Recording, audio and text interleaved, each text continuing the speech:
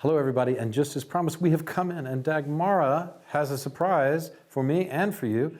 We're going to meet two ladies that live here. the two ladies that live here. Yes. Hello, two ladies who live here. Can we meet you, please? Yes. Yes, don't be shy. Come on. Don't be shy. You can see that they live here because they are dressed in a very peculiar fashion to us. We're stepping back in time about 100 years ago, 90 to 100 years ago, in the pre-war period. And these two ladies, what are your names?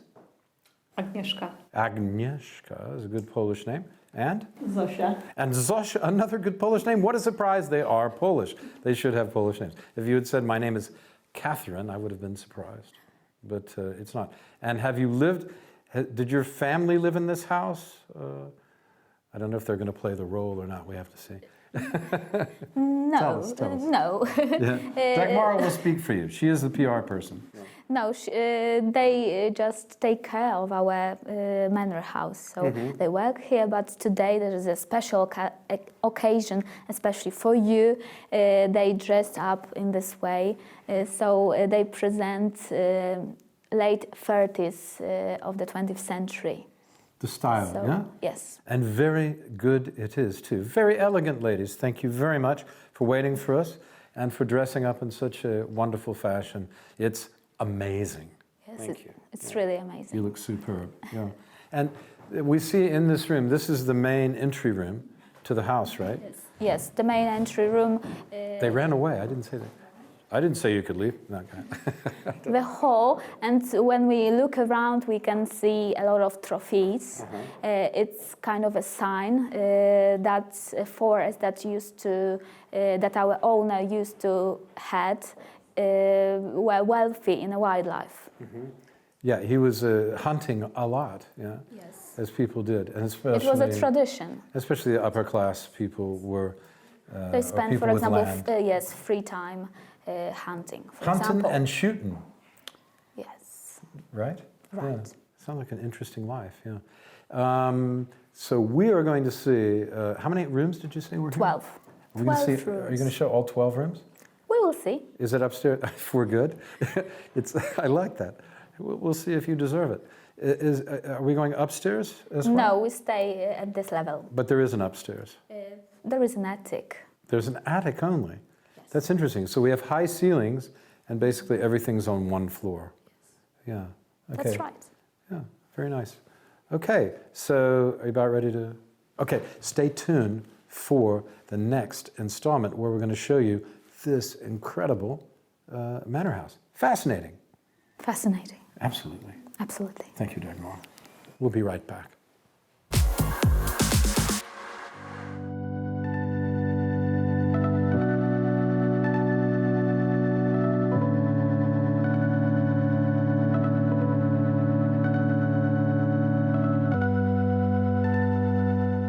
Hello, everybody, and welcome to another edition of Poland Daily Travel. In this series of episodes, we will be showing you the city of Lublin. That's right, Lublin, the great city east of the Wisła River in Poland, otherwise known as the Vistula River, that is. Lublin's an amazing city. It's really quite a fantastic place to stop off. Absolutely dripping with history and fun. It is the 9th largest city in Poland. It is the capital and center of the Lubelska province. And it's about 170 kilometers southeast of the capital, Warsaw. It was the Polish-Lithuanian Union in 1385 that really put Lublin on the map, on a strategic route between Krakow and Vilnius. The Lublin Parliament of 1569 created an actual union between Lithuania and Poland. It was the Lublin Parliament of 1569 that actually united Lithuania and Poland politically. So we're going to be getting an all-round view of the city. We're going to the Museum of Lublin in the countryside.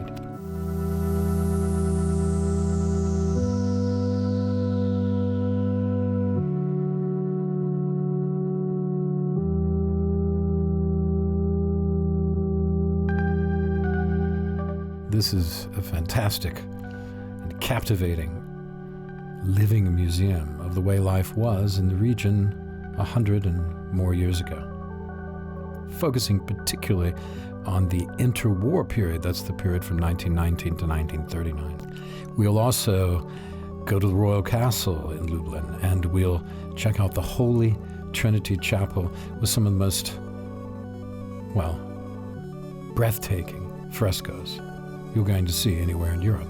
We'll stroll through the old town and comment on its captivating Jewish history. Catholics and Jews lived side by side in Lublin in Lubelski province for hundreds of years. It was a peaceful and fruitful cooperation. We'll also take a look at a brewery which is at the center of the development of the economics in the province, and we'll take a look at the museum and see how beer is and was made. And lastly, but not least, we'll head to a onion bread bakery, and we're going to go through the ritual of how you make onion bread, a staple product along with beer in this region. All in all, you're going to find this an extremely rewarding trip to Lublin, and we hope that you'll see it in a light that you've never seen it before. Poland Daily Travel. Why do we do it? We do it for you. We promise you nothing but the best. Lublin, past, present, and future with Poland Daily Travel.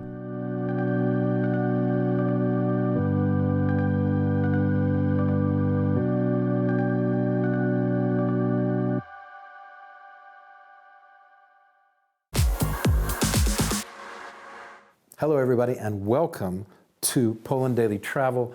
Finally, I found a place where I could sit down because Dagmara and Bogna have made us really work today, seeing this beautiful place here at the museum, Lubelska. It's an amazing living museum, and they've really pulled out all the stops for us, and we're very, very pleased that they did that for us and for you, our audience. It's well worth visiting here when you come to this part of the world, and that is Lubelska. And with me is Dagmara. We are sitting at my desk because I've decided I'm moving into this place, and you will never get rid of me. Now you can see why it's a nice place, right? Yes, it's a nice place. Yeah. What's the decor? Wait a second, somebody. Hello? Hello? No, nobody there. I can remember, remember the old days when you had to dial the phone to take a picture? Yes, I still remember. Yeah, it was different, yeah. But this stuff is from the 1930s, isn't it? Please remember that the interior presents us a really important date. It's August 1939, just before Second World War. Okay. So even when you see when we see the date, August 31st. Yeah. 31st. Yeah. And so everything is recreating this last moment before the invasion by the Nazis, correct? Correct. Yeah, which was a battle that took place over several weeks, yeah? This is signifying the end of one world and a transition into something very uncertain and apocalyptic, right? Yeah. So this whole place is dedicated to that moment in time. Yes, it's true. Yeah. Each of the room presents a 1930. Mm-hmm. And this would be the study, obviously, right? So the man of the house would have sat here and looked through his ledger books and decided how much money he owed and who he had to pay and what the crops were. It's the accounting book. Yeah, this is the accounting book, yeah. It looks like it. I see numbers here anyway.